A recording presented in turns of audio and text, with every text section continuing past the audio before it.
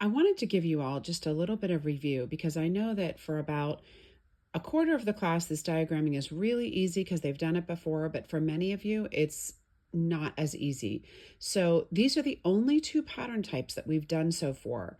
We're gonna learn a new pattern this coming week. So I want to really make sure that you have this down cold. Okay, the first kind of sentence pattern that you have is noun verb, which is actually just a subject verb.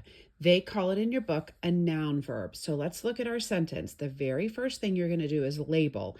Label your prepositional phrases first. There's only one prepositional phrase in this particular sentence, and you can see that's in the morning.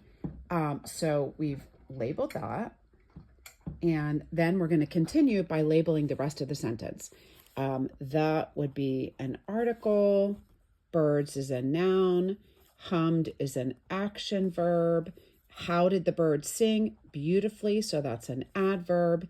In is your preposition. You always have a preposition and an object of the preposition, but we label it a noun and an article in the morning. Then you can go ahead and diagram.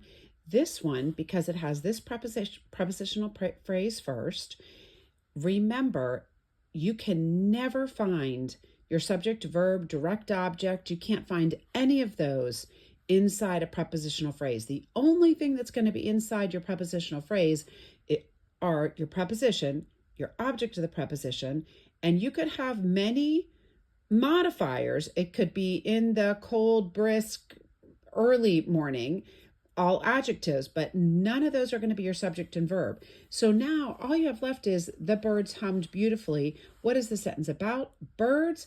What did they do? They hummed. So put your long line, put your birds on the subject line, hummed on the verb line. How did they hum? Beautifully.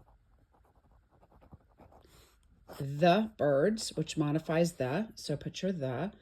I wish I was technologically more savvy so that I could figure out a way to do this better than what I'm doing, but hopefully at least get the gist of what it is.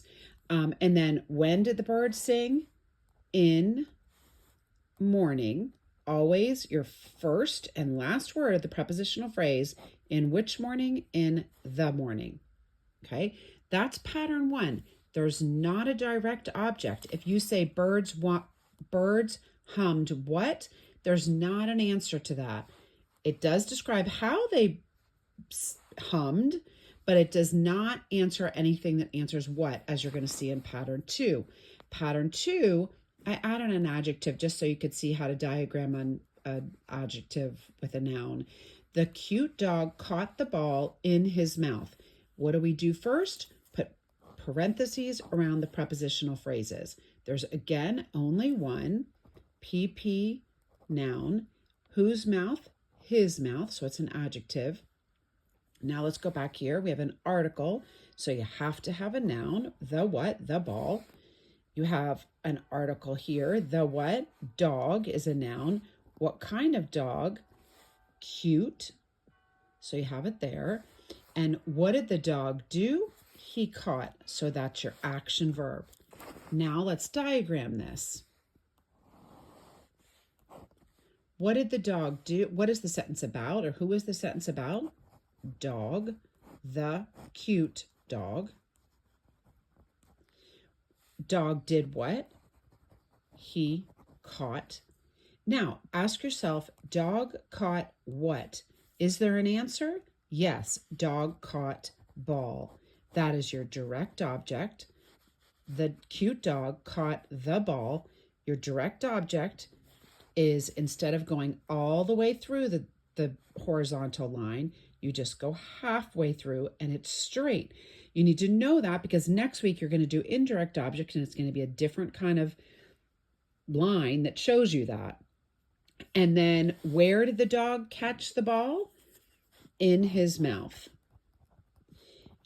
For now, it is a little confusing as to where you put those prepositional phrases, but ask yourself, the question on this one is, where did he catch the ball? And the answer would be in his mouth. If you put it over here and you could convince me to say that the ball was in his mouth, that was describing the ball. At this point, I'm not going to count that wrong because I'm much more concerned that you understand the main things where the subject, verb, and direct object go. Your prepositional phrase modifiers are a little bit tricky. It gets really easy. It should be logical. It should make logical sense, especially if you know your adjective and adverb questions, which are very similar to your prepositions, and how to figure out where those go. So in other words, where does that, what in his mouth describes what? Where he caught that ball. That's why I put it under here, but I would not count it wrong if it were underneath ball, because you could argue that it was the ball. Which ball? The ball in his mouth. It's a little bit of a stretch, but I'm not going to count it wrong. Please reach out to me if you have any questions at all. Thank you.